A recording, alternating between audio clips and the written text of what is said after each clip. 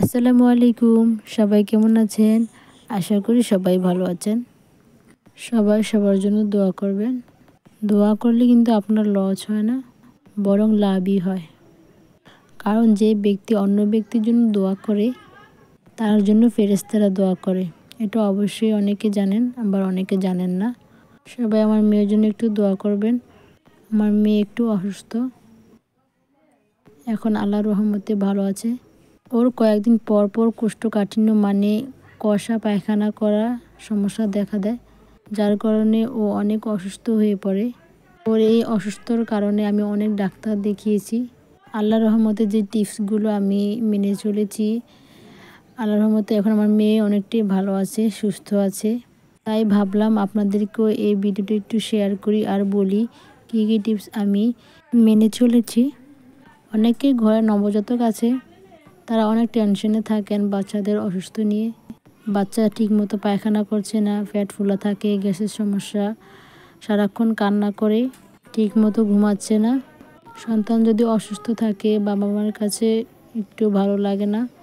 সন্তান একটু অসুস্থ হলে বাবা মা কী করবে খুঁজেই পাচ্ছে না, কি করলে ভালো হবে, কি করলে বাচ্চা সুস্থ থাকবে। আমার একটা টেনশন থেকেই থাকে।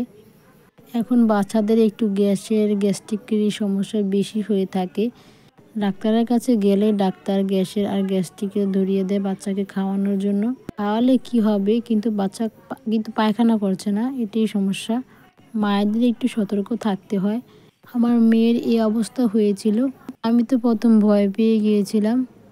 আমি ভাবছি আমার মেয়ে কেন পায়খানা করছে না, ঘুম যাচ্ছে না, খালি কান্নাকাটি করছে। ঠিকমতো পায়খানা করা দেখেন, গ্যাসটাও চলে গেল, বাচ্চারা সুস্থ থাকলো।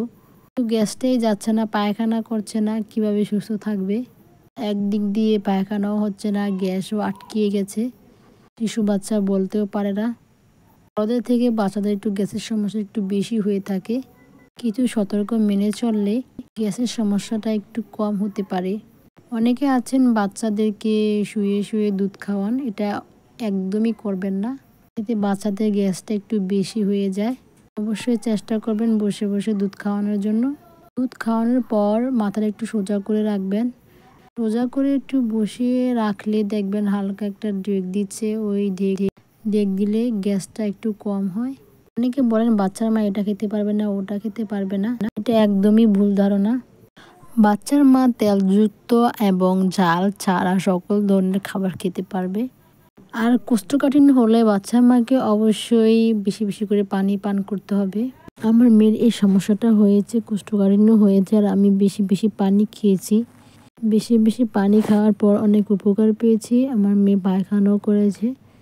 অনেক মায়েরা এই ভুলটা করে থাকেন, বাচ্চাকে ঠিকমতো দুধ খাওয়ান না।